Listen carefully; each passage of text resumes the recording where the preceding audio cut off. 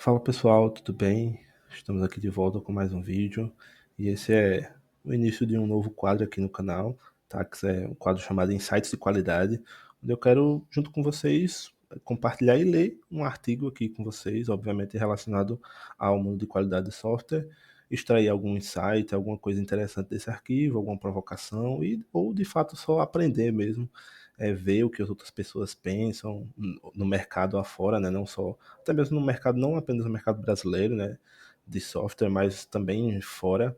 A maioria desses artigos que eu pretendo trazer e que eu me deparo são artigos de pessoas que moram fora do Brasil, né, seja na Europa, seja, enfim, né, na América Latina como um todo.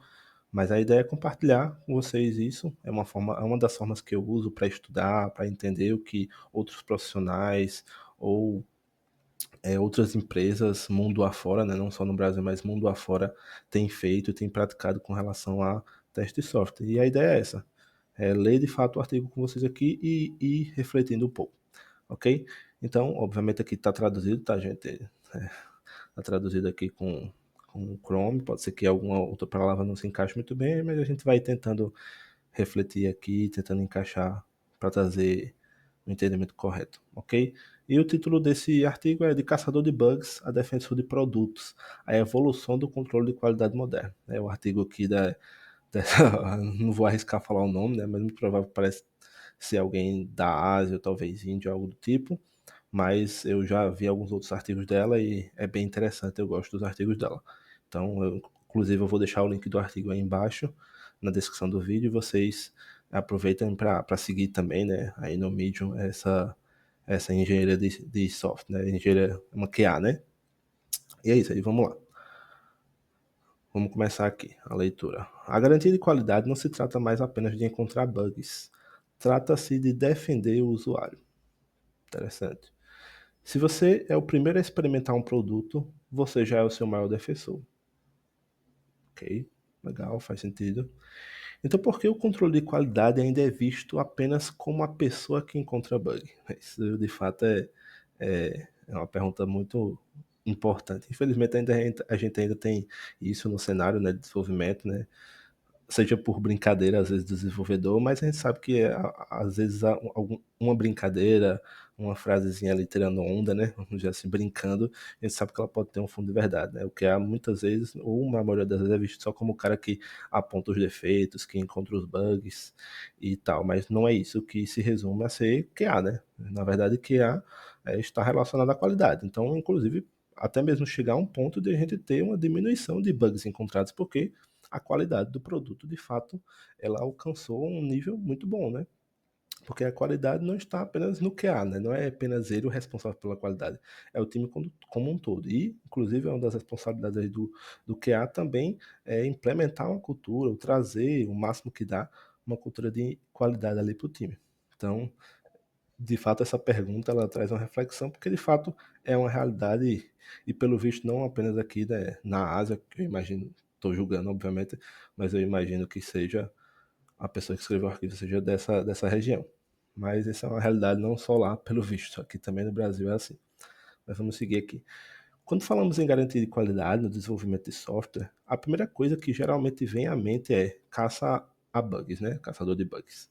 Mas o papel de um engenheiro de qualidade expandiu-se muito além disso.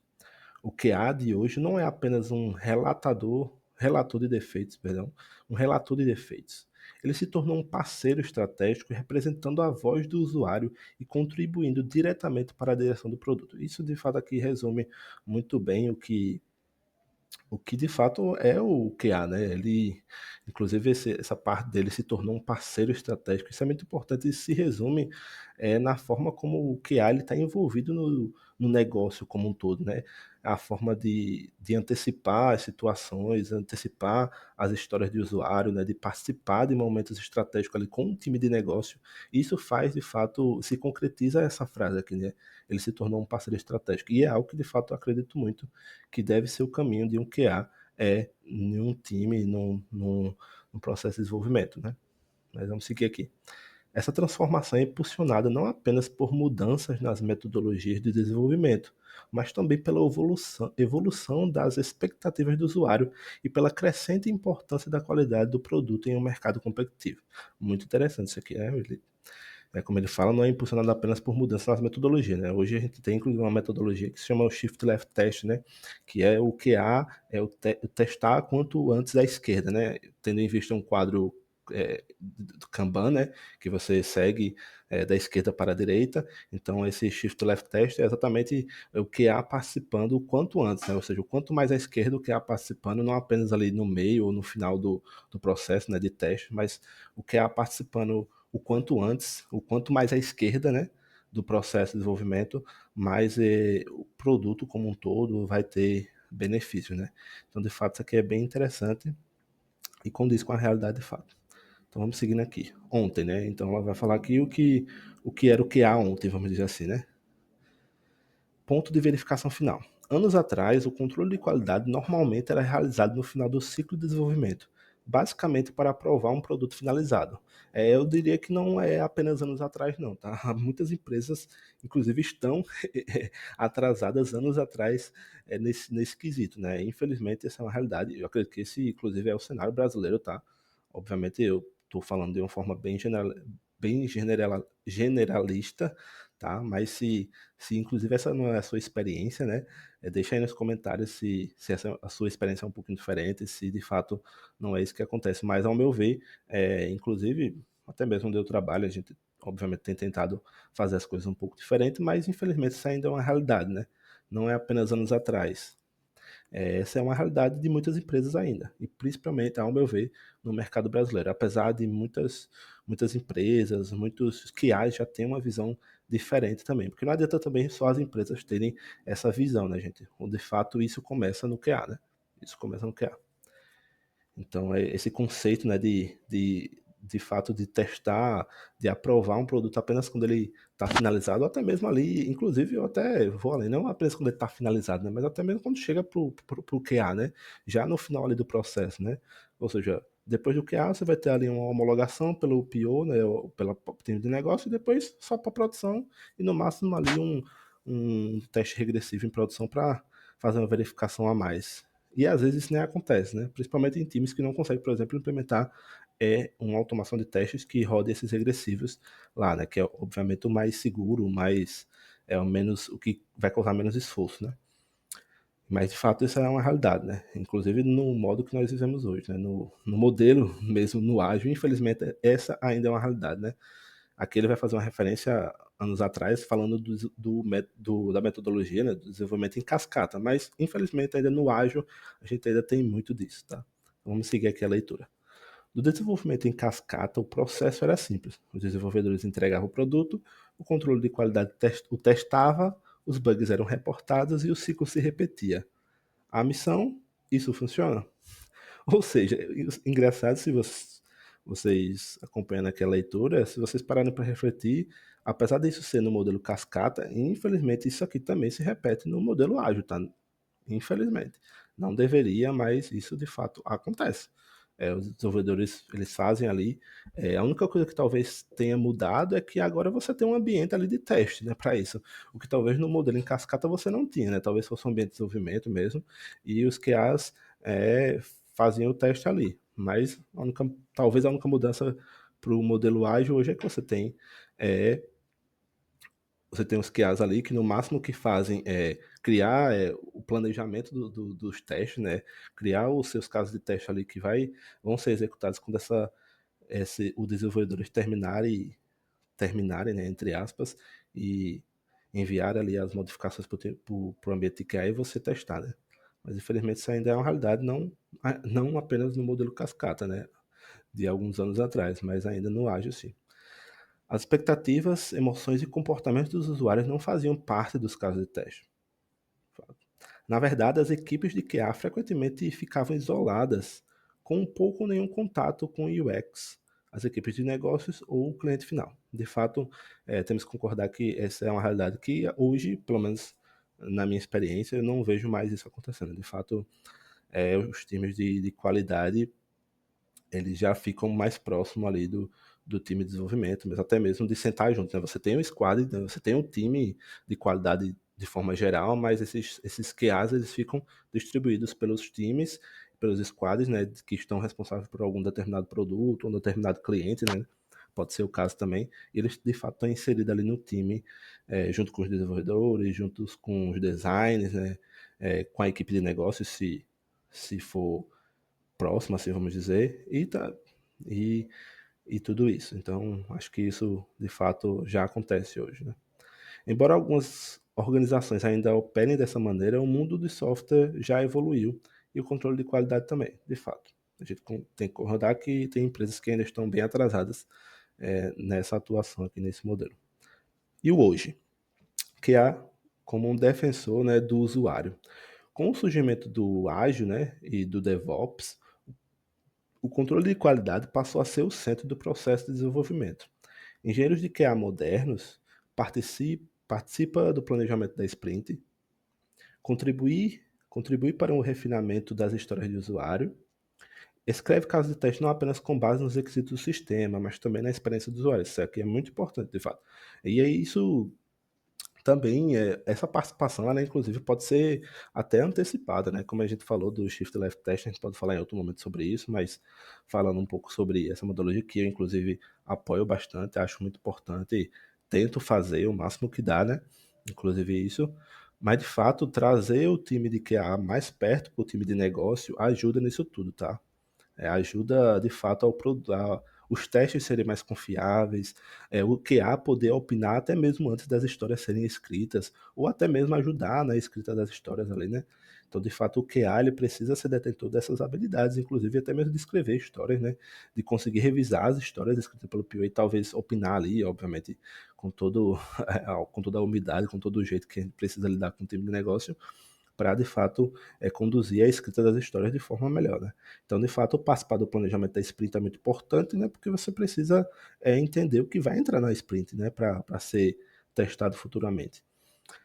Obviamente, participar dos refinamentos é muito importante, né? Não podemos, não tem como negar. Participar do refinamento, inclusive, esse aqui é um dos momentos onde o QA ele vai contribuir ali com a sua opinião, né? Talvez dizer, esse fluxo aí não faz muito sentido, não. Pensando no usuário, se o usuário fizer isso aqui, e se, né? É o momento onde o QA faz a pergunta de milhões, né? E se? Então, esse é um momento muito importante, que é o QA participar dos refinamentos, de fato. Escrever os casos de teste não apenas com base nos requisitos do sistema, mas também na experiência do usuário. Isso é um fato inegável, né? Não basta apenas ler ali os requisitos, né, os critérios de aceitação, escrever os testes baseados naquilo e não levar em conta o comportamento do usuário, né? Como o usuário vai de fato usar o sistema, né? Inclusive considerando que o usuário pode muitas vezes tomar atitudes que fogem do script ali, né? Fogem do roteiro. Então isso tudo deve ser levado em conta de fato. Em outras palavras, o QA de hoje não é apenas um especialista em testes, mas também um pensador focado no usuário, um avaliador de risco, um parceiro alinhado ao produto. Então, isso, de fato, não tem como discordar. Isso é muito importante. Esses 3 pontos, de fato, resumem bem o que as habilidades que o QA precisa ter hoje, né? Fora outros, obviamente. Ser QA é praticar empatia. Você não pode testar o que não entende, e isso inclui o usuário, obviamente. Só porque uma página é carregada com sucesso não significa que ela oferece uma ótima experiência ao usuário. De fato, um engenheiro de controle de qualidade moderno estuda o comportamento do usuário, analisa tickets de suporte, imagina que seja algo relacionado à sustentação, né? Ver problemas que já aconteceram anteriormente, né? Que inclusive estão em produção, para entender melhor o comportamento do usuário, né? Então, porque com os problemas que acontecem em produção, né? Com os bugs que são, vamos chamar bugs, mas incidentes, né? Que são encontrados em produção, né? Eu diferencio bugs e incidentes porque bug, ao meu ver, são encontrados ali no meio, no ciclo do desenvolvimento, né? Quando tá ali em QA e tal, tudo isso. E incidentes seriam mais algo que tipo acontece em produção, não era para acontecer, é um incidente de fato, né? Tudo que tem que acontecer de problema tem que acontecer antes, não em produção. Mas a gente sabe que, obviamente, isso não acontece, né? Problemas surgem, nem tudo a gente consegue pensar em todo o escopo, né? Exatamente por conta desse ponto aqui, que é o comportamento do usuário. Quanto mais a gente entender e pensar como usuário, menos problemas em produção vão ser encontrados. Então, de fato, analisar esses tickets, analisar esses problemas que acontecem em produção é muito importante para entender como o usuário se comporta. Perguntar como o produto se parece e é sentido na perspectiva do usuário, fato. Colabora com a equipe de UX, né, que seria os designers, né, e até contribuir com feedback, né, de fato, interessante. Porque sabemos, um produto que não satisfaz o usuário ainda pode falhar, mesmo que seja tecnicamente perfeito. Isso aqui é muito interessante. Porque basicamente o que, é que ele está dizendo? Ele está dizendo que mesmo que o produto esteja perfeito na sua funcionalidade, ainda assim ele pode falhar, porque ele não satisfez o usuário. Então, o ponto final de um software, de forma geral, seja ele qual for o tipo de software, é satisfazer o usuário. Afinal, é ele que está usando. Vamos pensar no software como, por exemplo, um e-commerce.